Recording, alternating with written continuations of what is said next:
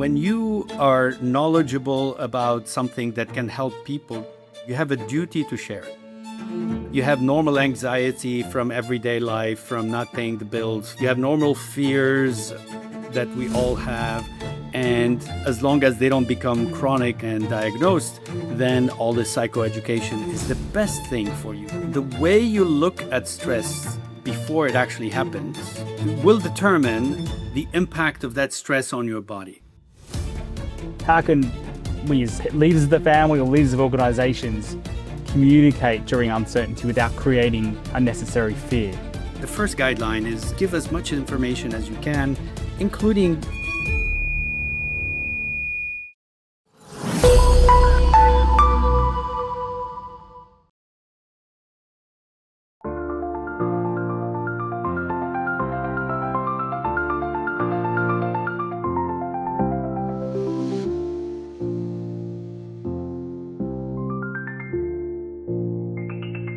Muhami Matters with Chris Adams, powered by CJA Consulting. Welcome to Muhami Matters, where credibility meets clarity in legal and professional services. I'm your host, Chris Adams, founder of Muhami and CJA Consulting. In times of uncertainty, people often look for calm, credible voices, people who can help make sense of what they're feeling without adding noise or fear. Today's guest is Dr Hatem Goucha, who has recently done exactly that.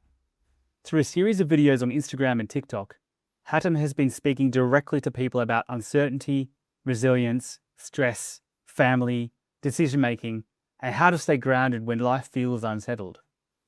Those videos have clearly resonated, reaching a much wider audience and sparking an important conversation about how we cope as human beings during really, really difficult moments. Hatem, by profession, is an executive coach, leadership consultant, and author of the book, Become Who You Were Meant to Be. He works with executives and corporate teams on resilience, high performance and leadership, and draws on a career that includes senior project leadership roles on major engineering and construction projects, as well as really deep experience across cultures and all kinds of sectors. In today's conversation, we're going to start with those recent videos, what prompted Hatem to make them, why they resonated, what reaction he received, and how they've helped others. We're then going to explore the wider things behind them, things like uncertainty, stress, gratitude, post-traumatic growth, and leadership under pressure. And importantly, how to communicate with families and teams when the world around us feels a little bit unclear. Dr. Hatem, welcome. Thank you for joining us on Muhami Matters. Thank you. Thank you very much. Thanks for having me. Just to get us started, could you please just briefly introduce yourself and your work? Oh, you have done a very nice intro. Thank you. Thank you. I'm a father of three, happily married. I live in Abu Dhabi, where I have a executive coaching business, New Era. And as you said, the bulk of what I do is one-on-one coaching with executives, with C-suite founders and successful leaders in general, as well as high-performance teams. That's what I've been doing in my prior career as a senior project manager for Bechtel. It always boils down to relationships with people, motivation, feedback, seeing in people what they don't see in themselves. So it's always been a people side of things in my life. Right now, with what's going on in the region, I have dedicated a significant part of my time to what I call psychoeducation, which is fundamentals of psychology and neuroscience to help people on Instagram, TikTok, LinkedIn as well, understand what is happening to them as these threats happen, as the geopolitical situation is very uncertain today. Major shifts are happening every day around here. So that is the impetus of this was to help people, and that's now become a part of my work for at least 2.5 months now. Wow. I mean, I saw the videos myself and they're really impressive. But I think what's also impressive is the way you've gone from, being, I think, an engineer by trade, working for Bechtel, you mentioned, for many years in, I think, a couple of different countries. to moving into new era coaching and consulting, and working, I guess, with various types of people, leaders, and teams, to now really talking to the public. Yeah. How has that transition been to you for you, I should say, from those three quite distinct I guess approaches? Yeah, absolutely. So one of the reasons I wrote my book is to explain this. So it talks about my transformation from person A to person B, from engineer, project manager, one company, very, very strict policies and procedures, to, as you said, talking to the public and dealing with people most of the time, and not so much with procedures, but dealing with, coaching one-on-one or talking on platforms like Instagram to people, or participating in classes. I also give out free classes to people on particular subjects that have to do with emotional intelligence, with resilience, as you said, post-traumatic growth. So these things come naturally to me. Even when I was in the book, I explained this. Even when I was in college in the U.S., way back then, 80s, in the 80s, I was an RA. I was a resident assistant. My RA saw this talent in me, and I said, "You should become an RA." And the resident assistant is essentially a people problem solver. Somebody who the university assigns, they give you a single room, and you are the first line of defense for the university. If there's any conflict between students that are living together, roommates that don't know each other at all, conflicts, whether it's racial or homophobic or religious, whatever it is, there's always conflicts. And the RA is where the people come to first. So the room is central at any time of the day. They give you free room and board, but the price is they train you. The price is you need to be available to take the first line of complaints from people. Also, people disturbing rooms. So they taught us how to do conflict resolution, how to listen. I was 18. They taught us how to deal with drug issues and alcohol issues and gender issues. I mean, I couldn't believe I was getting all that training, but we used it all. I mean, I was there really the 4 years in the system. I've seen every situation that can happen. So those years, 18 to 22, came in very handy towards the end, right? So of course, then there was the engineering, and then working in construction for many years for Bechtel. I was with him 26 years, and then it started reverting back to people in the project management years, the last 6 years of my career. So it was an okay transition. It was not a hard transition. What was harder to transition was the lack of that environment of a company, right? That you get a salary, that you can sleep well at night, and you shift to, okay, now I have my own company. I have to do my own business development. I have to secure the income, the revenue. So that was difficult to transition to. I talk a little bit about it in the book, but it comes with the positive, which is a complete control over your time. Yeah, certainly been a big adventure for you. But I thought RAs only existed in the movies. I've seen them on the American TV shows and in the movies, but I didn't know that they actually existed in real life. And when you see them on TV and in the movies, they never have any training. They seem to be, the ones who get their own room, and that's their privilege, and they're sort of down the end of the corridor, and they have to be the bad guy, I guess. The RA is an institute. It's part of the college institution, actually. And Michigan State University, where I went to school, was particular because they had the largest residence hall system in the whole country. In all of the U.S., Michigan State had 55,000 students every year, of which I'm thinking 27 or 28,000 lived full-time on campus. So Wow. You can imagine that's a large population, how many hotels, it's like a small city. And Really, you yeah. have to have, so the RAs were taken very seriously.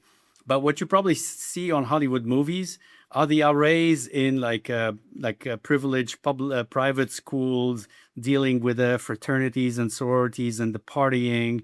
What you don't see is the real life problems that happen with addictions, with mental health, with all kinds of abuse and a lot of racism and yeah, that's incredible. See, from a very young age, of 18, you've been trained and I guess faced with dealing with these kinds of things. So Absolutely. just turning, I guess, to your more what I think is that this has given you the ability to resonate with people and to understand, I think, how people think and why they think the way they do. So your recent Instagram and TikTok videos seem to have really resonated with people. For those who haven't seen them, can you tell us a little bit about what you were talking about in those videos and what prompted you to start making them at this particular moment? Yeah, thank you for mentioning them. The day after the hostilities started, so on 1st of March, I felt a strong urge to record a reel about what was going on, because I felt it in myself. I'm like, okay, something is happening, something is big, loud noises like I've never heard in my life before. I have never been in open conflict zone ever in my life. So the first 24 hours or 18 hours, I realized what was going on in my own nervous system. And then I went to bed and I started thinking, and I'm like, wow, I'm able to process a lot of these emotions. And I was talking to my wife and my kids about them and saying, this is what's happening. This is what's happening. And then I had the idea, why don't I record a video and post it on Instagram? And I did. I went outside, just outside my villa here. There is a small park, and that's where all my recordings are. And I just go around the park once, and I spoke in the first one about how your nervous system is doing what it's supposed to be doing. It's alerting you to something that is a danger. It puts you in fight or flight. You probably could not sleep very well because you were in fight or flight. And I started giving tips right away as to what are the things you can do immediately.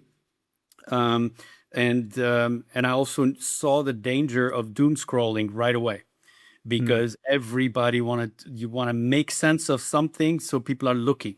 They're looking to make sense of things. And all the content creators know this, and they start putting the things that will capture your attention. And actually, I had to fight. So the first reel got 630,000 views, which was incredible. Wow. At that time, I had only 1,400 followers. So I'm like, oh, this is important. And now it became a duty.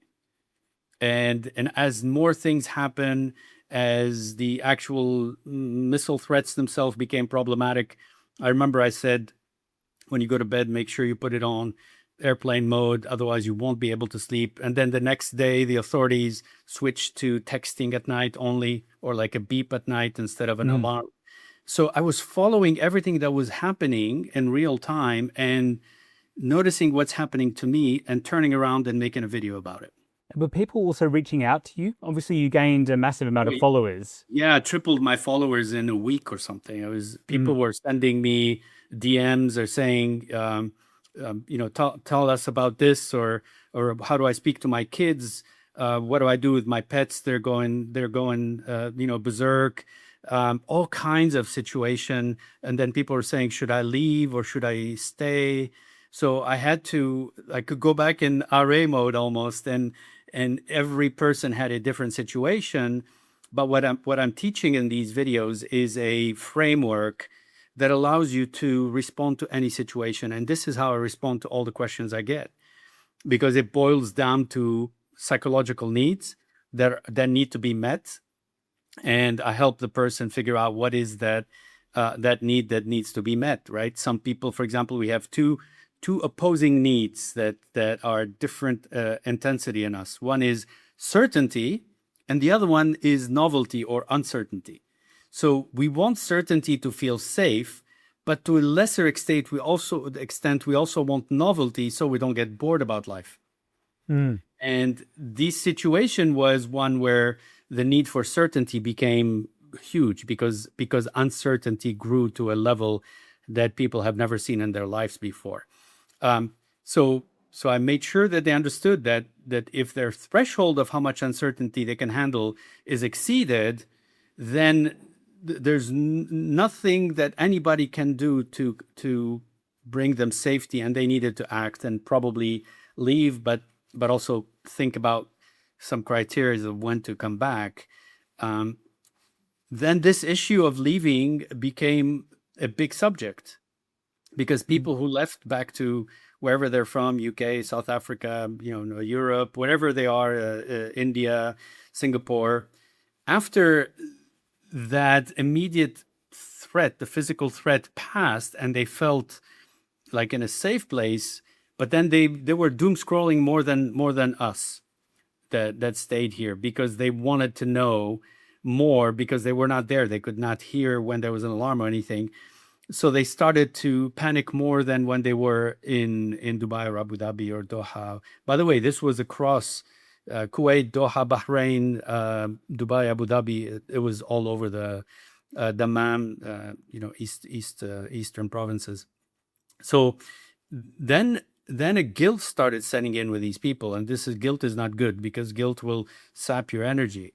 So many of the texts, and I ended up doing a couple of reels about it, is there's no room for guilt. You made a decision, and the decision was right at the time because you were meeting a psychological need, and guilt right now doesn't do you any good. You just need to think about when do I come back, and give yourself some criteria. If this happens, then we can go back. And that was very helpful to people because they said, wow, I didn't know what to think. I didn't know I was guilty. And, my kids wanted to see their friends, and I left my pet, and I feel very guilty about it. It was a bit of a mess that was going on.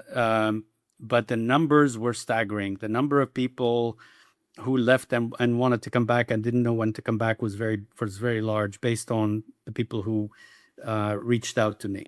The uncertainty bit really resonates with me. It's definitely the points in time that I felt worse during this situation, this crisis, was when I wasn't sure what was happening and I wasn't sure what the next plan was.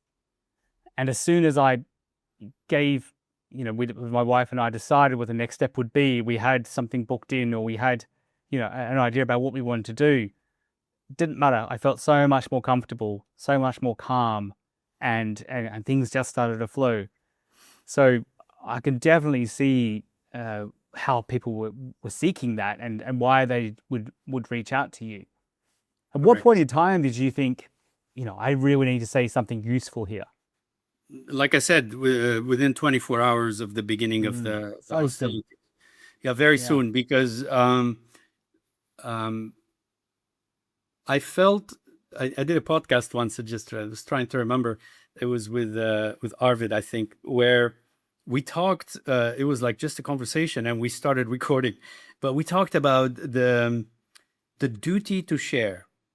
When you are knowledgeable about something that can help people, you have a duty to share it. And this podcast I did like in November or something last year, and somehow it came back to me, and I felt that I was given experience. I'm an executive coach. I'm PCC certified. I have 26 years of corporate America. I've learned how to lead teams, like large teams, 350, and I'm a people person. So when I lead teams, I know them individually. I know how to make the teams together. I know what drives people, what triggers people, what people look for in a job. So I literally felt a duty to share with others, and what better platform than social media like Instagram to do that. And then after Instagram, I started posting also on TikTok and LinkedIn. And also getting a lot of traction on those platforms as well. What amazes me is the diversity of people that reached out to you, but the diversity of I guess requests they had of you. Things that are probably beyond, in many ways, beyond your professional expertise or your personal expertise. Yes, and Underneath the it key. all, Sorry. go ahead. Yeah, so the key is to know your boundaries. So as a coach, I have boundaries. There are ethical boundaries where anything that is like a general anxiety disorder or any diagnosed condition, I am not at all in a place to give any advice or even to listen to the people. So as soon as they mention it, or as soon as I sense that something is a bit more, or if they say I'm taking anxiolytic medicine right away, I just say I cannot talk with you really, other than wish you well, but you need to listen to what your doctor said, follow your prescription. So there are very, very clear guidelines for coaching in this. I'm a coach. I'm not a therapist. I'm not a psychologist. I'm not a psychiatrist. The doctor, by the way, and my name comes from PhD in engineering and construction, and it's the title that I chose to put in my name, so it in the book, so it's stuck with me. But I tell people I'm not a medical doctor. Okay, just be careful. But still, they say, okay, you're right, but your education is helpful, which is good. So I say, yes, take the education, which applies to what we call neurotypical people, like as opposed to neurodivergent. So if you're neurotypical, means that you don't have any divergence, then that's perfect. It's all you need. You have normal anxiety from everyday life, from not paying the bills, from you have normal fears that we all have. And as long as they don't become chronic and diagnosed, then all the psychoeducation is the best thing for you, actually. There's a study done by Bruce D. Perry that showed that psychoeducation is more effective, especially in zones of war, than therapy. Because therapy sometimes tend to, especially different kinds of therapies, but some of them tend to bring back the memories or the trauma, which reactivate certain circuitry, whereas psychoeducation gives you the tools to understand how a stimulus creates an emotion and how to regulate that emotion, which applies to everything. So if you know psychoeducation, then you can literally do your own therapy as thoughts or dreams or something come up naturally. Then you now are better equipped to understand what's going on in your head, versus not having psychoeducation, where you're constantly wondering what's going on. You may turn to some substances. You may end up making the situation worse by constantly looking for answers. Yes, so psychoeducation is the boundary that I don't go beyond. I don't treat people. I'm not a therapist.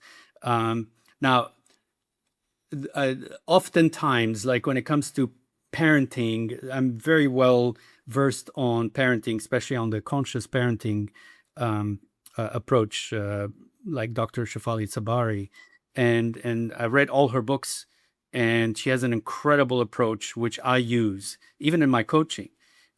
So sometimes people would say, how do I deal with my kids in this situation? Then I'll bring to them some conscious parenting frameworks that are usually very helpful. So it's even beyond psychoeducation. It's also parenting. It's also relationships and communication. So all of these things that I use daily in my coaching have come very useful in my classes, the free classes I give to this community of people following me on Instagram, as well as in DMs or people who have very, very particular conditions or questions. So it sounds like there was a common thread. Underneath it all, would it be fair to say that the people who were watching your videos and were contacting you were really, underneath it all, looking for reassurance and certainty? Is that the common thread? Yeah, there were mostly neurotypical people who have never been in a situation like this before, right.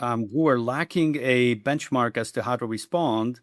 And I resonated with them because I was in the same shoes. I said in my first video, I've never been in a conflict zone in my life before. And I said, I've felt things that I would like to share with you because I know how to process them in myself. So these are neurotypical people who are faced with decisions they've never had to face before, who are seeing uncertainty levels they've never experienced before, which brings all the red flags in the nervous system.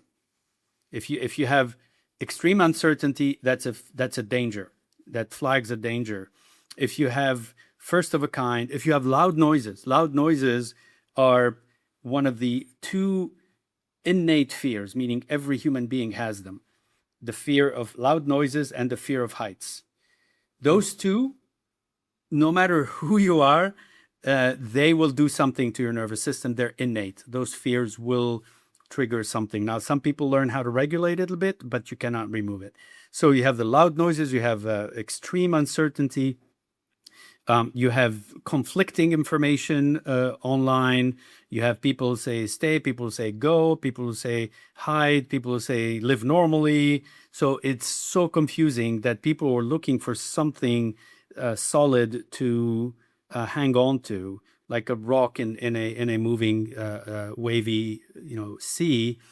And what I provided is, in my opinion, the best rock, which is understand how you work, understand how your nervous system responds to things. And of course, I have the knowledge that we are all made the same way. Like our circuitry on the inside is all the same. Our conditioning makes certain things more extreme than others, but the fundamental way that things work, like emotions and emotion regulation, very, very few people can totally master that. Some people do, but it requires years and years of practice. But everybody knows how they work. And, this thing about, the trigger response that I put in my videos, where if this is the trigger and this is the response, to not have any time between trigger and response is just reaction. It's snapping at people. It's making crazy decisions, or it's just becoming angry in an instant. And what I teach in my videos is to create a gap of time between the trigger and the response.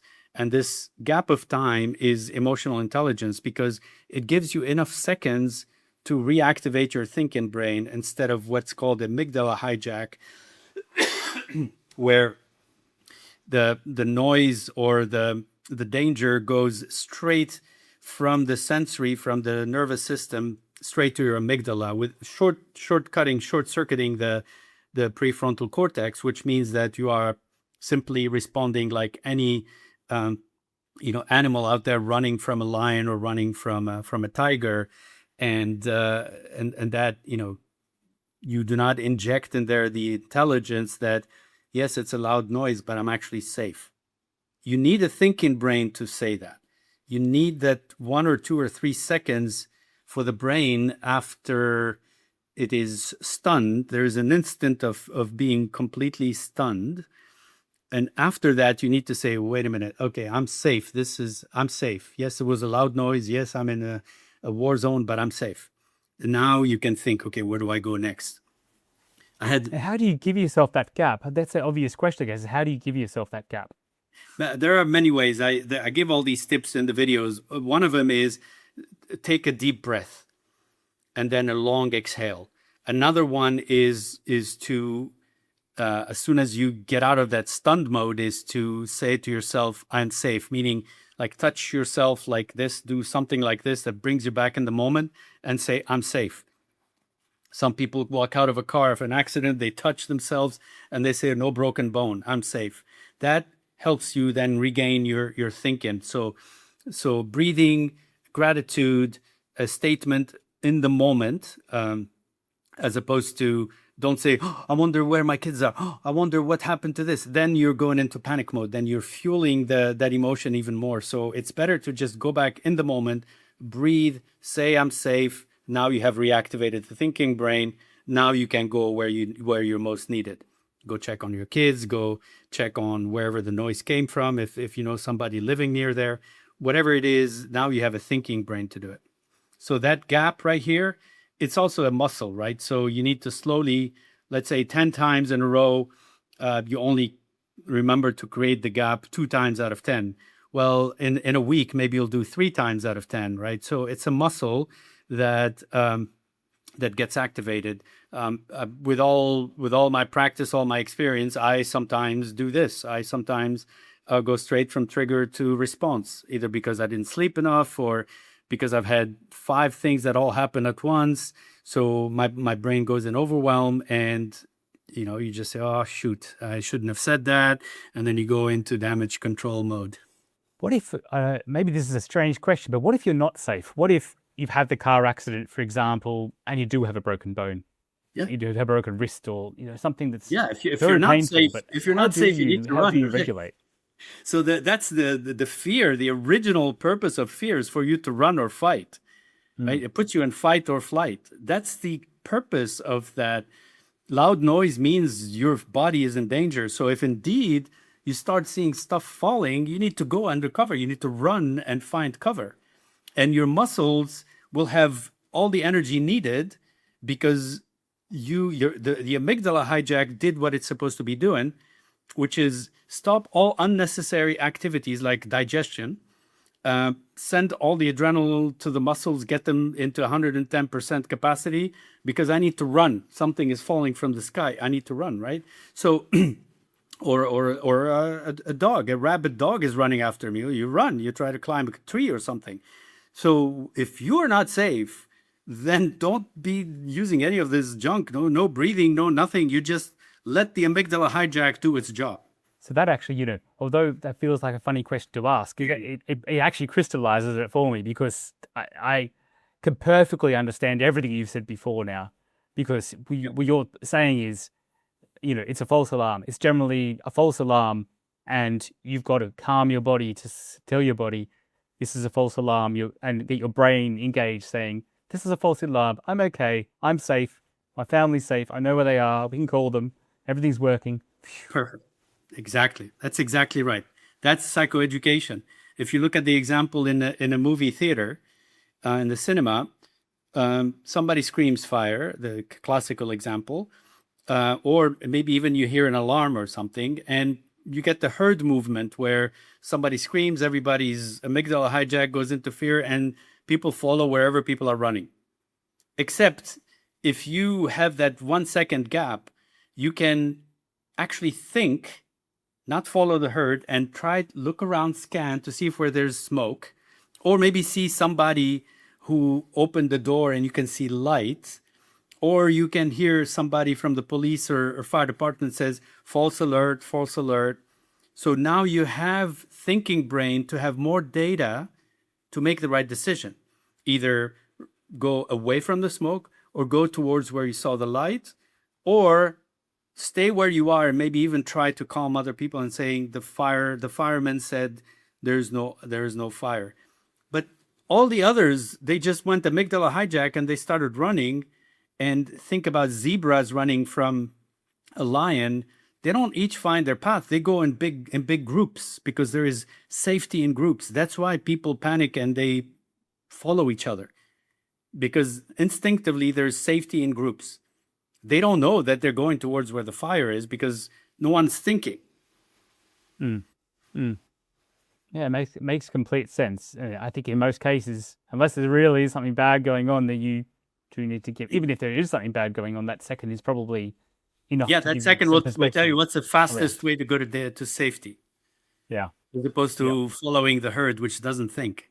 Now, come on, Mr. Amygdala, kick in. Let's get into action. Amygdala is your friend. Amygdala will save your Yeah. life. Amygdala has saved my life a few times. Yeah. When you're driving, I was driving a motorcycle, and my amygdala told me you are in danger of an accident right now. And somehow it just told me to do the right thing, instinct, training or whatever. And I avoided a collision. And then I later saw it was going to be a collision for sure. So it's the amygdala that sensed what was going on and then said either slow down or brake or veer to the right or veer to the left. It was my amygdala, because my thinking brain is not that fast. No. The amygdala sounds very, very, very, very fast. That's very fascinating. It's fascinating to hear. It's fascinating to understand. And just thinking back again to the people who contacted you and the influence, I guess, that you had on people with your videos. Obviously, you impacted people a lot. How did it impact you, Hatem, as a coach, as a communicator, I guess, and as a person? It impacted me greatly because for the last 5 years here in the UAE, I've been working on, supporting others through coaching, through training sessions, through programs like Culture of Care program to help others reach their level up, basically, and become who they're meant to be, which is the title of my book. It's my mission. This opportunity actually gave me a chance to help hundreds of people directly in a very impactful way, where what's at stake is mental health, not so much promotion or leveling up. So I felt it was very rewarding to see that people were coming back to me and saying this came exactly at the right time. Somebody just today told me that they saw this guy, poor guy, making a plea because he was stuck in that MV Hondius ship that had a virus, and he's like, uncertainty is killing me. I want to go home. I want safety. He was crying, and it was it was really rewarding where this lady told me, I wanted to share this with you because like 2 months ago, I was in a similar situation of panic due to uncertainty, and your videos helped me. Wow. That was super powerful. And in her own exact words, absolutely, I just felt for him so much, and it made me think of how I was at the beginning of all of this. And before that, she said, thank you for continuing to putting these videos. So asked me how did it make me feel. It made me feel, it was very rewarding. It made me feel useful. It made me feel like I'm paying back. I'm paying it forward, if you will. All the training I got from Michigan State University, all the mentorships that I've done during Bechtel, all the coaching classes and lessons that I've taken, all the personal interest. I have a lot of books on Carl Jung, on psychology, on parenting, on relationships, on communication. These are very, very, very important topics these days. I felt like all of that knowledge from all of those sources, I finally had an opportunity to share it, to pay it forward in a big way, in a way that's beyond, 20 people I coach or a company or whatever. It's like real people, like everyday people are benefiting from that knowledge. And I felt like I was paying it forward. And when you say you felt like you were paying it forward, was that from a professional point of view, or from how did you feel human personally point of view as well? Human point of view. Okay. Yeah, this is beyond profession. I mean, I've this has taken priority over my coaching business because it's mental health is real, and to help people not slip into mental unhealth is phenomenal. It's really it's a sacred role, right? So notice my words: help people not fall into mental health problems, meaning stay in the I am in control. I have agency. I am not burned out. I am not getting depressed. All of that, to keep them in that normal bandwidth of emotions of every day is in itself a major task when you're in a conflict zone. And do you think it made you feel calm as well? Do you think it calmed this being able to talk about it, being able to express? Do you think it helped you feel better? Yes. One of the things I show in my video is the importance of co-regulation. So co-regulation is like win-win-win. Co-regulation means when, let's say I am stressed out and you're calm, and you come to me and you just say, Hatem, everything okay? I sense you want to talk with someone. And I'd say, no, I'm okay. Thank you. I appreciate it, Chris. And then without even me knowing it, you have helped calm me down. Right? Not because of the words you said, but because of your presence, because your nervous system is tuned to be on the calm side. You're on the parasympathetic branch of your nervous system. I was on the sympathetic, which is the stressed out. So you helped me calm down a bit, so co-regulate. And also another concept is when you teach, you learn even more, right? So as I'm teaching co-regulation, I am experiencing co-regulation. So when people say, your voice was calming in the middle of the storm, in the middle of all this doom scrolling, so I was co-regulating them. But what I realize whenever I read the messages is it's calming me down as well. For two reasons. One is because of this co-regulation, which is like two tuning forks, if you will. They kind of go towards each other. But also because the sense of duty, of mission accomplished, every time a video gets good traction, okay, mission accomplished. I had an idea. I thought this was a problem. I did a reel about it. And then people are saying, yes, you're right. This was a problem. Thank you. That calms me down. And that gives me more energy to re-baselines me. So I'm not getting, accumulated stress. So every time there's stress, then I go back down, right? And again, I'm ready for the next one. And then I go back down, I re-baseline. So every time I get feedback about a reel, I get re-baselined and ready for the next one. I'm glad to hear that. Like, in all honesty, as a friend to a friend, because it does feel like everything we've spoken about today, you've talked from quite an educational, I guess, informed point of view, theories and authors, and that's what made me think: are you at the end of it, getting the joy and the reward and the actual, the calm that you need? Yes. So it is very good to understand that and know that. Yeah, and paying it forward rewards both the receiver and the giver. Yeah. Just like charity is a selfish act, because when you give, you get this internal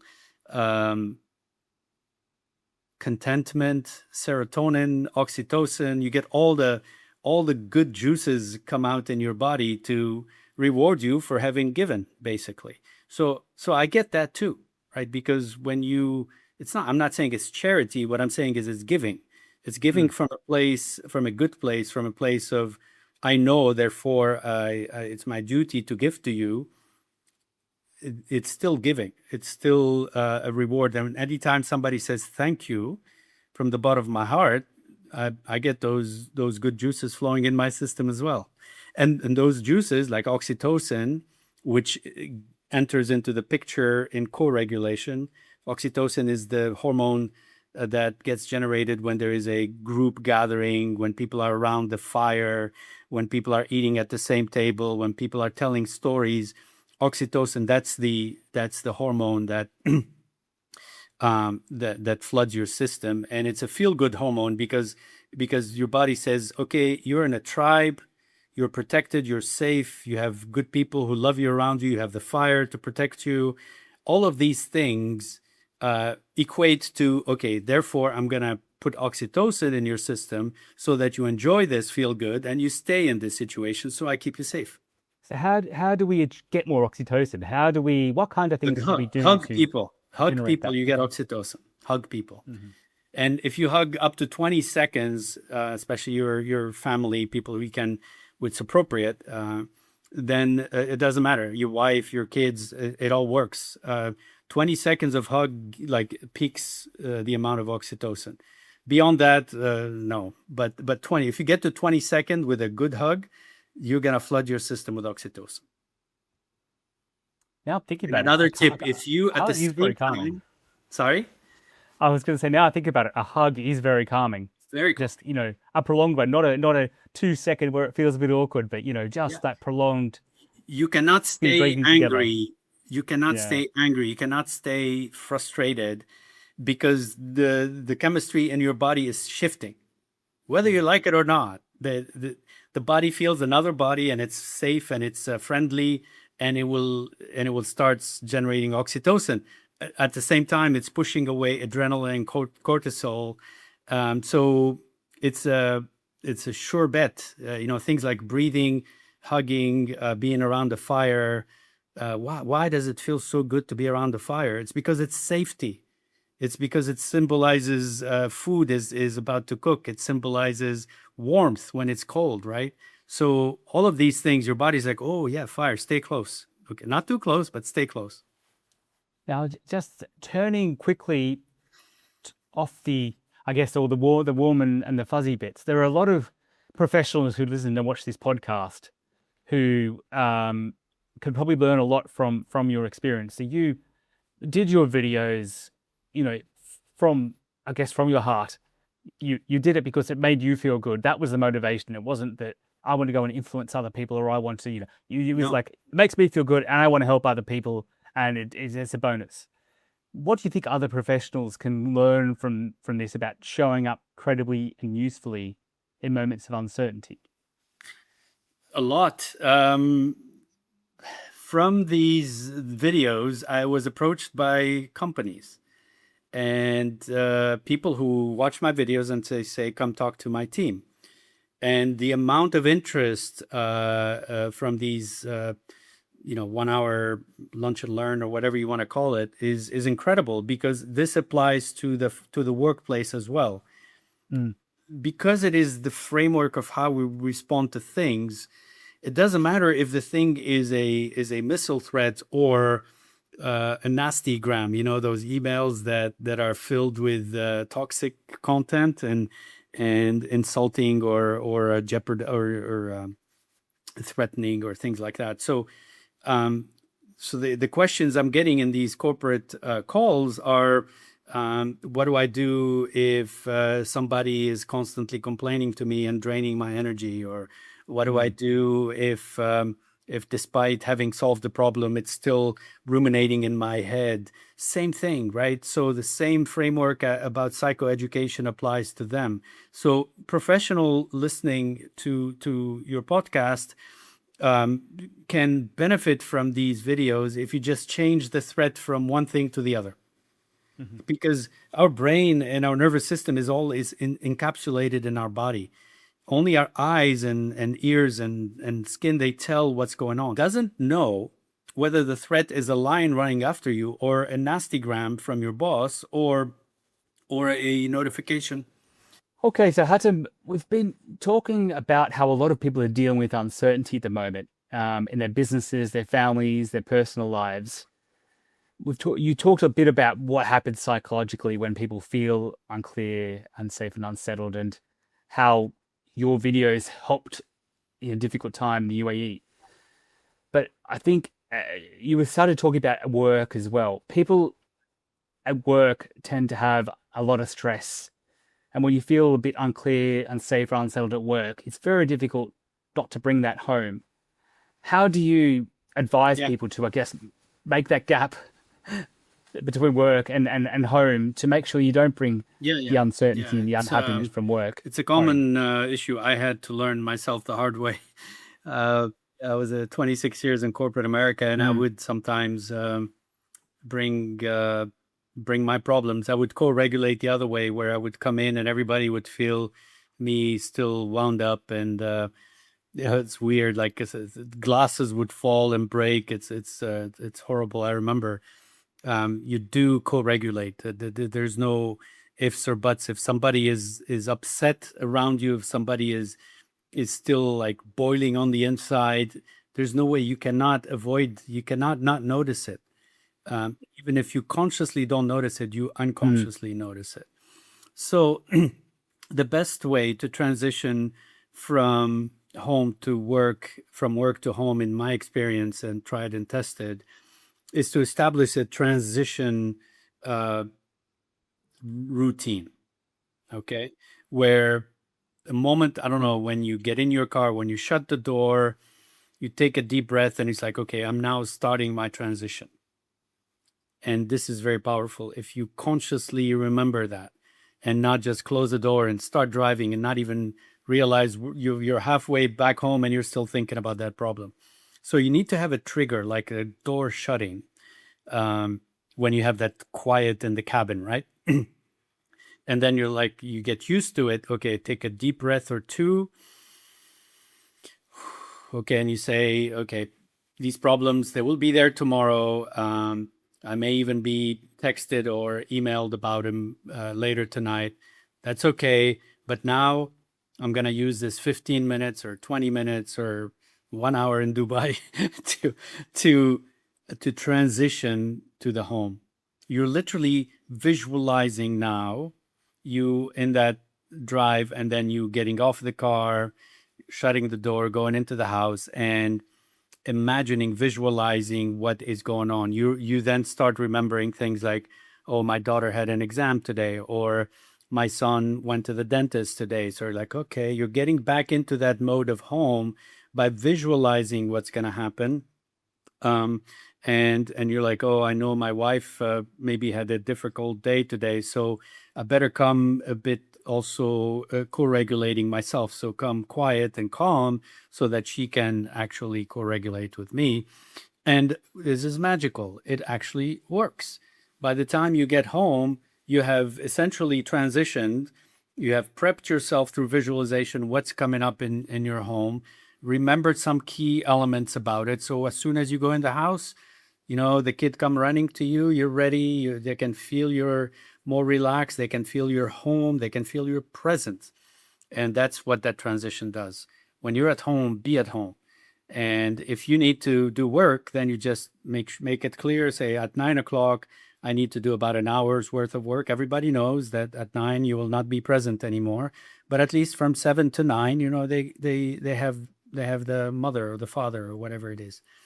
That's the best advice that's connected with both neuroscience and visualization as to how do you increase your chance of having a good time at home. So limited, like 2 to 3 hours. You have to make good use of it.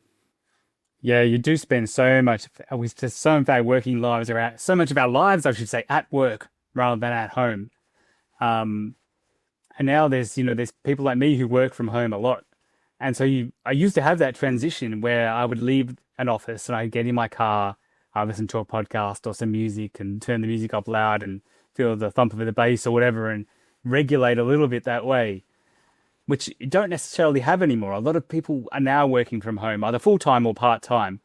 And it's difficult, isn't it, to differentiate and create this boundary. So what do you advise in create a that boundary? case? Find a space in your home, in your apartment, where that's the place you work, and figure out if you have a boundary. If you don't have walls, then get those movable separations. Something that makes you feel like, okay, I left home now. I left this space where I'm dedicated my work. I'm going to the kitchen for a break, or I'm going to see how my daughter is doing. She needed help with math, and then I'll come back later. So create a physical boundary within your home. Don't work in 5 different places at home. If you're more effective, then create 2 different places that you call work, right? But if you mix them, if you start sending that email from the couch and the TV is going on and somebody can hear opening the fridge, that can really mess you up, really, because then you're completely mixing them up, and your brain doesn't ever disconnect from work. Even when you're at the table, you were sitting there just a minute ago doing an email. So I discourage people from working from different places at home because it creates a complete mapping of work and home. But if you have the luxury of having a place that is distinct and separate, that is the best. It makes me laugh a little bit, actually, because I do have a bedroom that I was using at home, or I use at home as a home office. It no longer has a bed in there, but I put a TV in there thinking, I'll be able to sit here in the evening and watch TV and relax. But that office is the last place I want to be at the end of the day. Once I've done my Correct. work, I do not want to go back in there. I don't want to. the It's right not a attitude. relaxing If place. you It's have a that workplace. feeling, that means that you are succeeding in what I'm telling you, because in your mind you have left the office. Right? If you get that feeling, if anybody who's listening gets that feeling where they don't want to go back to that place, that means that they have established a good boundary in their mind of the difference between home and work. Oh, that's good. Well, it's the starting point. I mean, I do go back in there, but I just can't use it as a relaxing place. It has to be No. it's a place of Yeah, no, I guess you can stress and be action. flexible in a way, right? So if that place, for example, has better Wi-Fi, and one of your children says, "Can we go watch this on my iPad in your area?" and you're just saying, "Okay, now I'm gonna go to that place, but only because it has good Wi-Fi, and my daughter or my son wants quality time. Maybe it's also isolated. Maybe your kids like to be in it because they feel like they're closer to daddy or mommy." So you have to be flexible. I'm not saying be like so rigid. If the intent of that time is good, then it's okay. The location, it trumps the location. But it's when you're not thinking that this thing becomes pernicious. When you're moving like without even thinking from the two spaces, that's when your mind gets confused. As soon as there's like back to that oxytocin we were talking about earlier, if your son just say, "Come on, Dad, let's go watch Premier League. Your Wi-Fi is the best there. Let's watch it there." Then automatically your mind is like oxytocin. I have quality time with my son and or daughter. My daughter loves Premier League too, and now your body is clear that you're in that space. Yes, but you are really in the tribe. You are with a loved one, and you are having a good time over a screen. Yeah, that makes sense. That makes sense. Yeah, when you're sharing the space, it's a different atmosphere, Different and a vibe. different. If you It's feel a a different vibe, environment. that's it. Yeah. You're good. That means you don't have that negative vibe or no, I hate this place. It reminds me of emails. If you feel that, that means that you should not be in it. That means that that's not the right time for it. Absolutely. Yeah. You need to give yourself a break. Now, something you mentioned to me when we spoke the other day, you said that caution can become a self-fulfilling prophecy. Tell me what that means, because I can't remember. No, no, no. No, I You can't know, remember. Oh, no, I that's know what good. you're That's a good talking sign. about. This has to do with when you do self-speak, when you speak to yourself, especially when it's loud voice. And let's say you say, "I better be cautious. That corner there is a bit dangerous. There may be a spider in it or something," right? So you are creating through talk about a place, and you're saying, "I think that's unsafe." Then it becomes a self-fulfilling prophecy. Then whether there's a spider or not, your body will believe you, and if you come close to that place, you start feeling fear. I think that's what yes. So Association. there's a part in our brain in the back called reticular activating system, most often called the RAS. The RAS is its job is to decide what to send to the prefrontal cortex, to the thinking brain, because the body received millions and millions of bits of information in sound and smells, in feeling, in touch, in gustatory, in various different senses, but the thinking brain cannot handle it all. It can only handle 50 bits per second or something like that. And so millions versus so the RAS has to decide what is important in all of this sensory, and it does this fraction of a second by fraction of a second.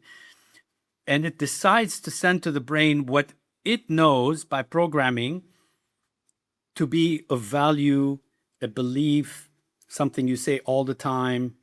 And this is why the RAS comes into the picture when you are thinking about buying a certain car. And now you're on the streets and you see it everywhere. That's because your RAS heard you thinking about that car, and it says, "Oh, Chris is interested in a whatever, in a BMW or whatever it is, in a BYD, and he has thought this about 3 or 4 times. You don't even have to say it actually.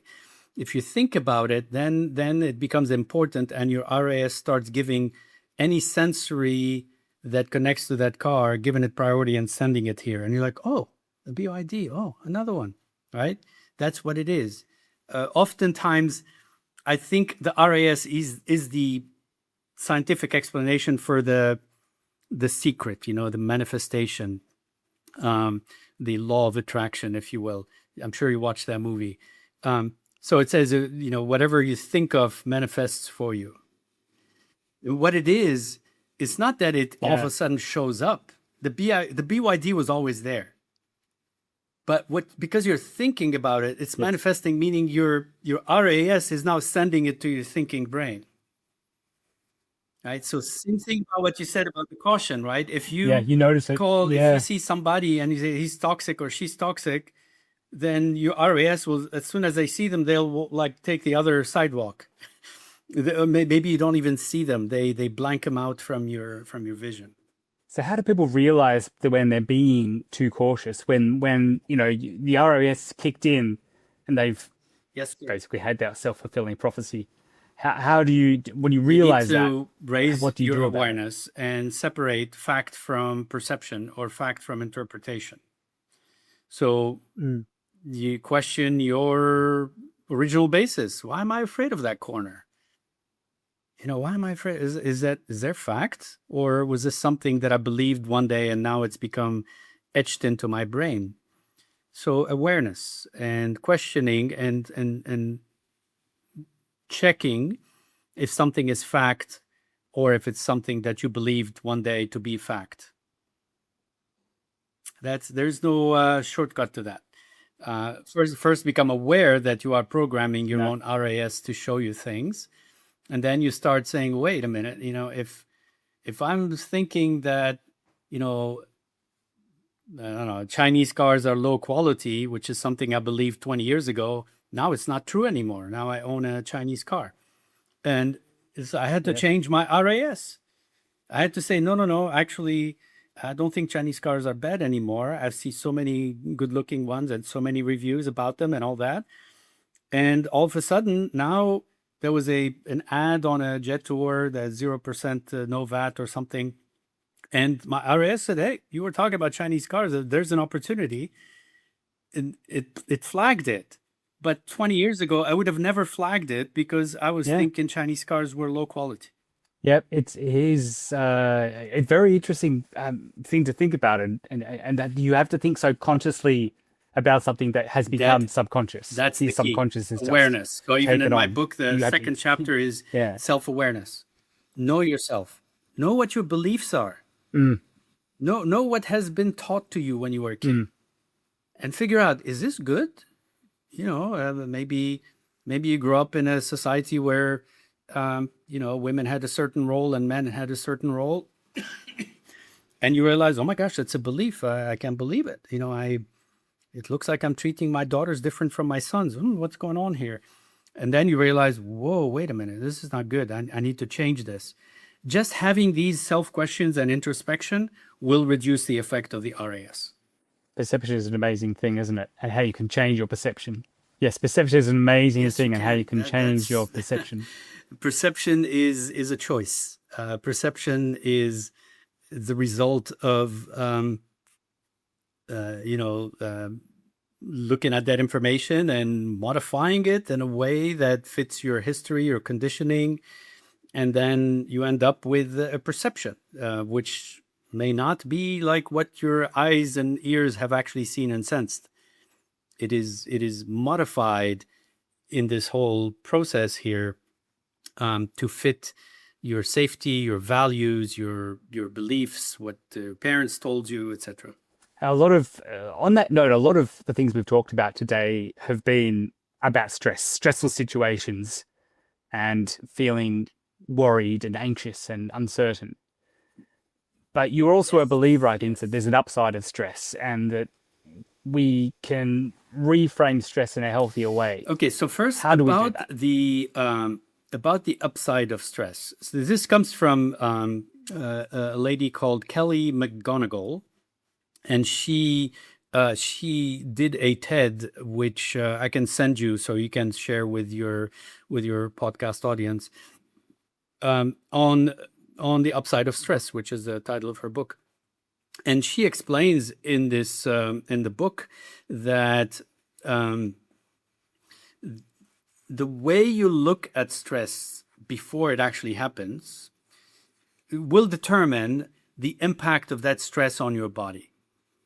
So if you look at an upcoming stress as a chance to grow or a challenge to take on or something that will make you stronger, then your body will say, oh, I'm looking forward to this stress.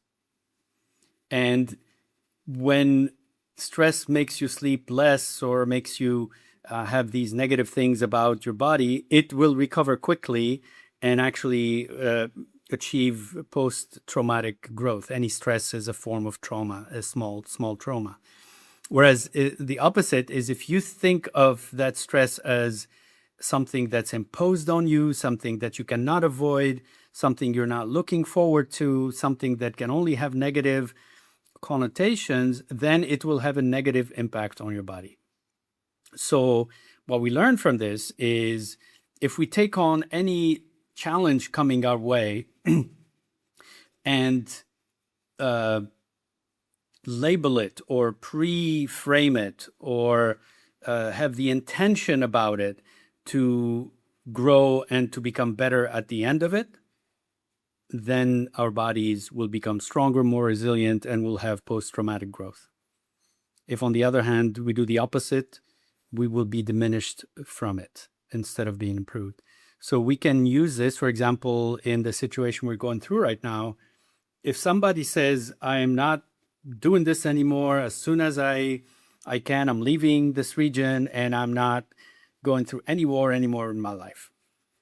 Then whatever they're experiencing today, tomorrow, every alert is going to take a dig at their body and they're going to be less resilient. Whereas if somebody, I've seen these funny posts about changing their resume and say, I can work anywhere. I can work under drones. I can under missile. So it's a funny thing. They make it as a joke, but there is truth behind it. That if you can continue to produce, continue to deliver, continue to gain sales, continue to do whatever you're doing under these circumstances, and you acknowledge it and you say, wow, I can actually continue to produce under stress. This is good. Now you're becoming better. You're truly becoming more resilient. And that's the upside of stress. So it's what you make of it. So intention, conscious intention is very important. And it almost sounds, to simplify it, looking on the positive side and always finding the positive side. Yeah, the silver lining in a difficult situation. Yeah. But silver lining is usually after the fact. This is a pre-intention. This is, you're bracing for something, right? But you're not bracing to defend yourself. You're bracing to come out of it on the winning side, if you will. It's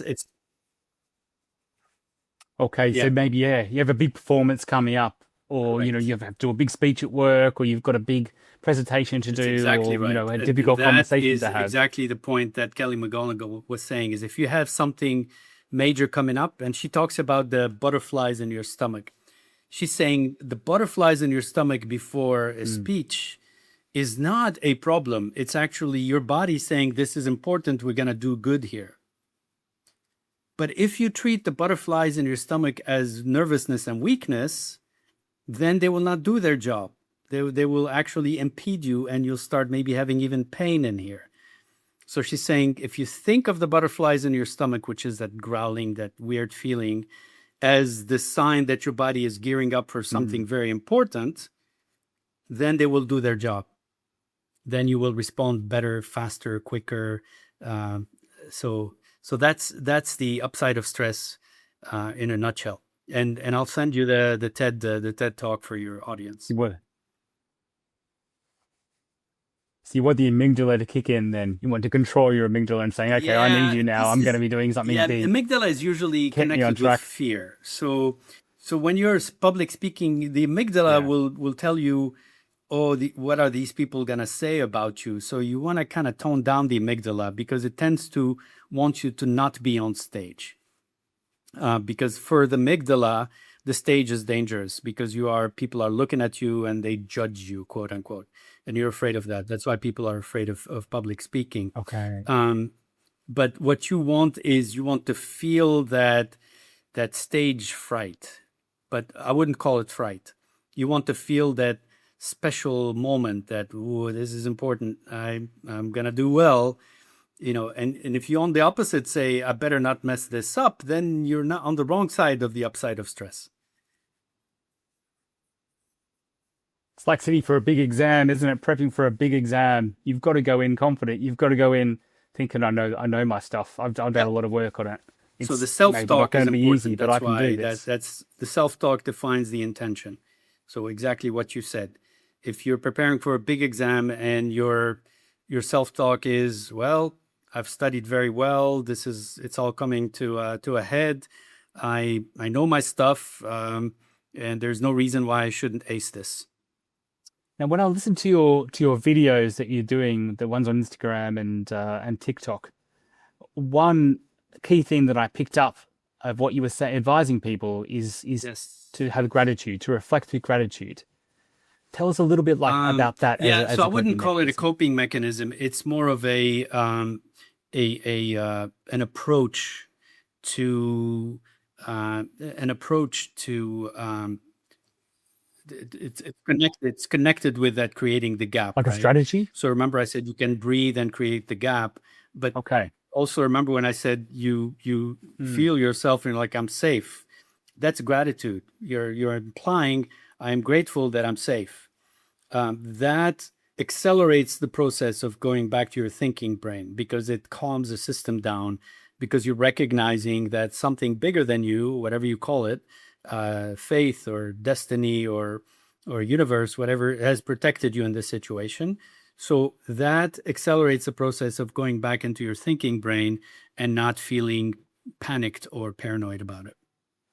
So in difficult situations, when you're feeling quite panicked and you need to calm yourself down, but you have children, you've got to look after your children, and they can't see you panicking because they're going to panic. How should we as parents or even leaders, I guess, in an organization when things are going south and there's a lot of uncertainty, how can we as leaders of the family or leaders of organizations communicate during uncertainty without I got that creating question a lot. unnecessary fear? And especially when it comes to kids, but also other adults in the house. And remember that one of the problems is uncertainty and lack of knowledge. So when you communicate with people in these situations, whether you're a leader or parent or older sibling or whatever it is, people are looking for your knowledge and your wisdom, in addition to being co-regulated, right? So you want to give as much of that as possible, and then make sure you say, I don't know about that, right? So they at least know that you've enhanced their knowledge a little bit, and they know also that you have a level of uncertainty and lack of knowledge. So that's the first guideline is give as much information as you can, including children that are 8, 9, 10, 11. That's okay. They are already in the executive function mode. 0 to 7 is a different story. You still have to calm them down, but figure out the best way to calm them down. But they also hear things and see things, so you can't just say, oh, everything is okay. So you have to explain things in their language, in their understanding. So they walk away from that conversation thinking, mom or dad, they know what's going on. I'm safe with them. Same thing with employees, or same thing with like flight attendants. I was talking to a flight attendant the other day here in Etihad Plaza, and she was explaining to me, she saw my videos and she explained to me that they do co-regulation on a daily basis on the flights. Anytime there is turbulence, the people who are very afraid of flying, the first thing they do is they look at the flight attendant. If the flight attendant is calm and composed and smiling, then they calm down. Same thing, right? So just by your presence, if you're tense, if you're obviously shaking yourself, then you're not going to be a source of calmness. You're going to be in the opposite, a source of more anxiety and stress. It's amazing how those flight attendants can somehow balance all the food and the drink and not spill it when the plane's bouncing like this. And you think they should probably be sitting down, but they don't know. We're going to keep doing our job. Seatbelt, so they say you're not trained for this. Yeah, absolutely. So can you, Hatem, we've talked a lot about sort of, I guess, philosophically and high up, I guess. Can you share a story from your own life, from your coaching work, from your leadership experience, where you've seen someone handle uncertainty well? Yes, absolutely. Recently, through these DMs and classes and through the questions I'm getting, I'm observing individuals that are progressing along this path in the right way. Like the example I had mentioned earlier of the lady who said, I saw myself in that individual, how I was at the beginning of the war. So this works. All I'm doing is describing what is normally happening in our system. Of course, I describe it well. People say that I explain things well, that I explain things in an easy way to understand, and that's my value add. But the knowledge itself, the wisdom, is not rocket science. Like you can ChatGPT can give it to you. It's in all the neuroscience books. It's in documentaries. A lot of people just look up emotional regulation. But when it is taught individual to individual, especially when they both are in the same shoes, it's not coming from a high place, but hey, I'm in it with you. Like I said at the beginning, I did this video because I felt these same things. And because I know about them, here's what I know. That's why it works. That's why so many people are progressing along the path of more emotional regulation. I have a WhatsApp group of all the people who attended my class. It's over 100 people, and they're all progressing on this emotional mastery. It's like free classes I'm giving, plus being on a WhatsApp group, throwing in additional bits of information, listening to some questions. So it's become a community of people who are themselves going to become guides, who are themselves going to pay it forward and step up.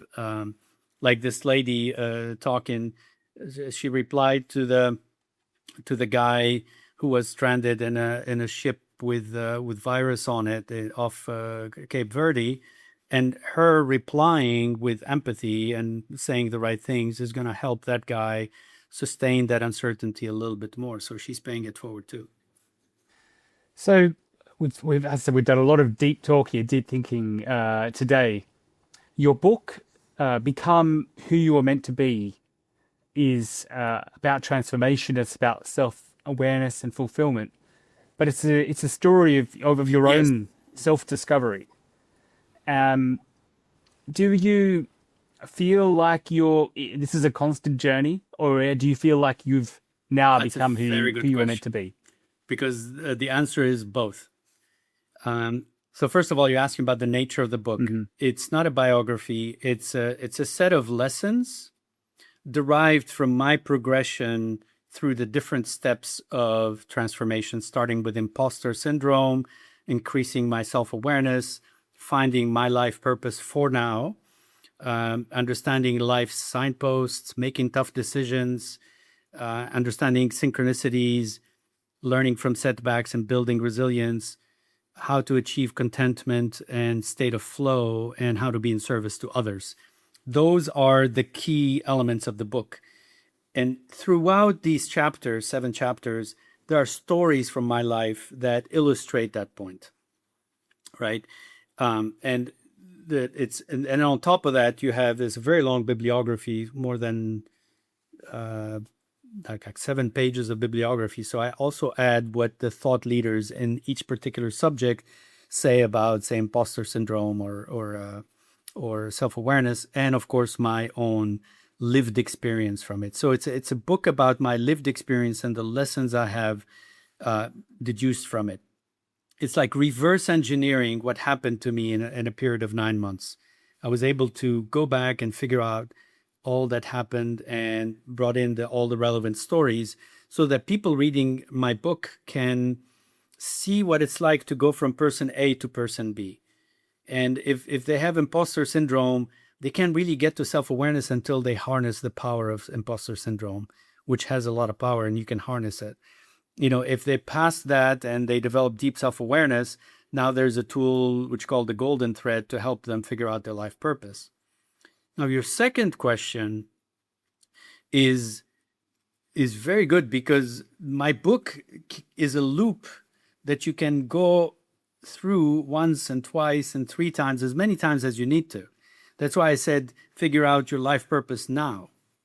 Okay, so when I was 18, I had a different life purpose than when I'm 58. I just turned 58 yesterday.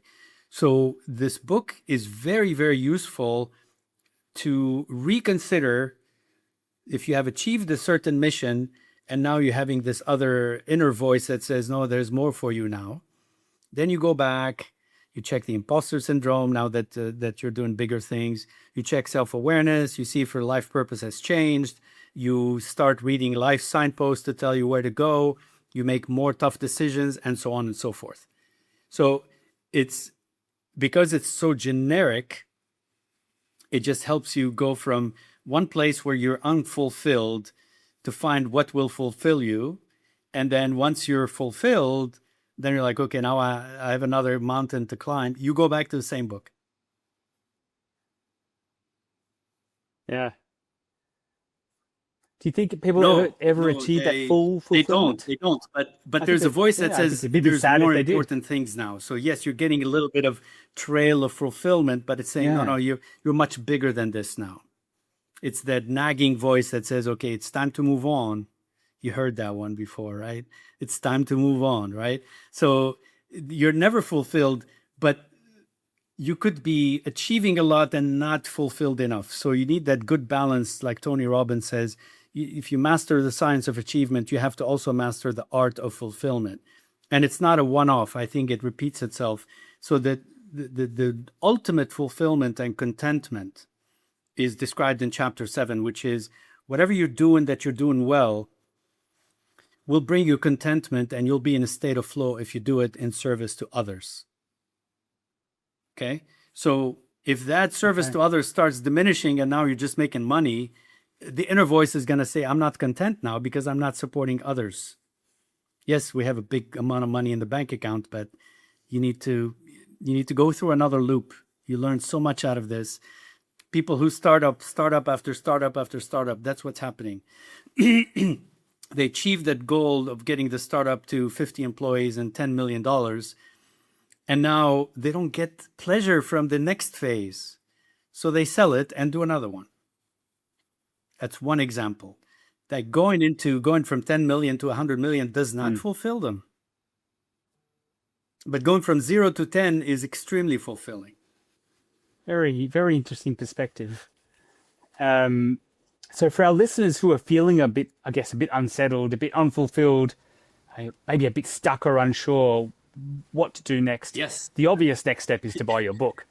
But beyond that, yes, what are the other practical steps you'd recommend? For that particular problem, I've researched a lot of books, and my book is the most sharp towards that. How to achieve the art of fulfillment in 140 pages.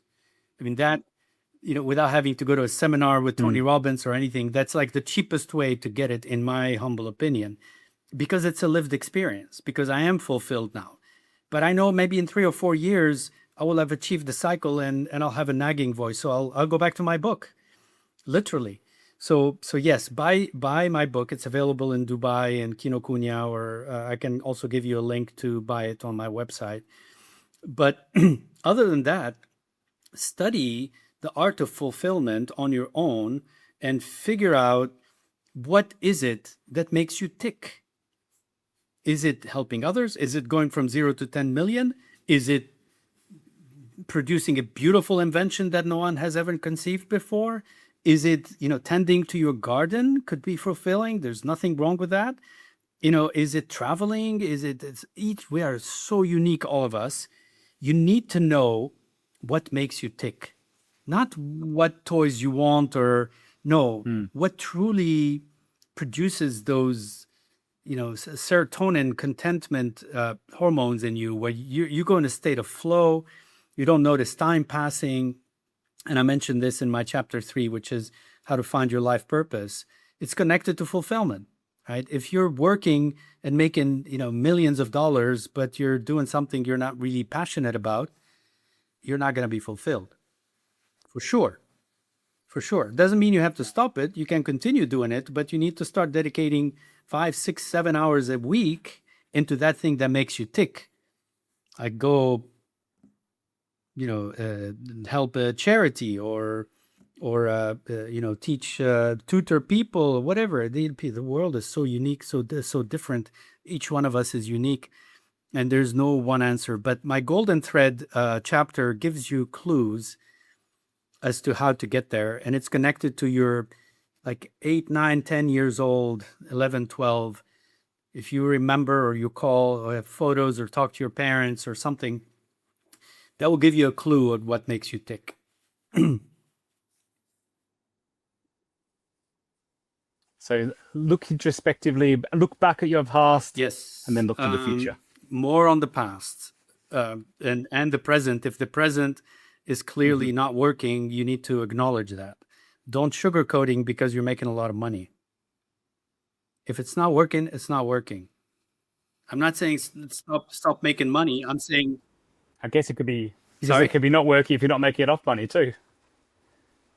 It could be not working if you're not making enough money as well. Yeah, you're not doing what makes you tick, but you're not making enough money to sustain. So you need to change something. You need to act. You need to make tough decisions in life sometimes. So, and I wrote the biggest chapter. Chapter 5 is about making decisions. And I'm an engineer. I'm a researcher. I have a PhD. I'm a project manager. I know a thing or two about making decisions. And I've made many decisions based that affect people's lives, and I didn't take that chapter lightly. So it's a condensed experience, wisdom, nuggets, lessons learned from my 58 years of life. Amazing. So yeah, the first step for everybody is go out and buy Hatem's book. It's Become Who You Are Meant to Be by Dr. Hatem Goucha. My pleasure. Hatem, thank you so much for joining us today. If people do want to, you mentioned it's available in person in Dubai. You can also get it on Amazon. You can get it from your website, which is... my website is... It's drhatemgoucha.com. But I'll send you the exact link because it's a landing page specifically for the book. So I'll send you that together with a TED for Kelly McGonigal. All right. So if people do want to speak to you, drhatemgoucha.com. LinkedIn, Instagram. Follow us on It's Instagram. Hatem Goucha. We'll It's my share first name, last Hatem's name, on both on LinkedIn and details Instagram. there. Easy to find. Easy. And is your TikTok and Instagram? You're almost an influencer now, I think. I think so. But Somebody in a had way. she's a vlogger, Pauline, and she talked about how her family is readjusting the apartment with the incoming threats. And then towards the end of her vlog, she says, "Oh, and I found this influencer who's helping me deal with these emotional situations." And she showed a few of my videos. I'm like, "Oh, I'm an influencer now." That's amazing. That's amazing. You've made it. Now you just got to get the kids talking about it, and you've definitely made it, Hatem. Thank you so much for joining us today. It's been a truly inspiring and educational session. So everybody go out and buy that book, Become Who You're Meant to Be. Thanks again to Hatem for sharing his perspective and his thoughtful, practical ideas on uncertainty, resilience, and growth. What I really took from this conversation, a great many things, but the importance of showing up with credibility and humanity and being true to yourself when people need it most. You need to be of service. And that's what I really took from what Hatem said today, is that being of service gave him great fulfillment and really helped other people. If today's conversation has resonated with you, you can find more on our website. Just Google Muhami Matters. You can connect with me at CJA Consulting or visit muhami.ae. I'm Chris Adams. Until next time, stay informed and stay empowered. Thank you for joining us on Muhami Matters. If you found today's episode valuable, subscribe and connect with me to stay updated. Join me again soon as we continue to bring you credible insights, practical strategies, and trusted advice to empower your professional journey. I'm Chris Adams. Until next time, stay informed and stay empowered.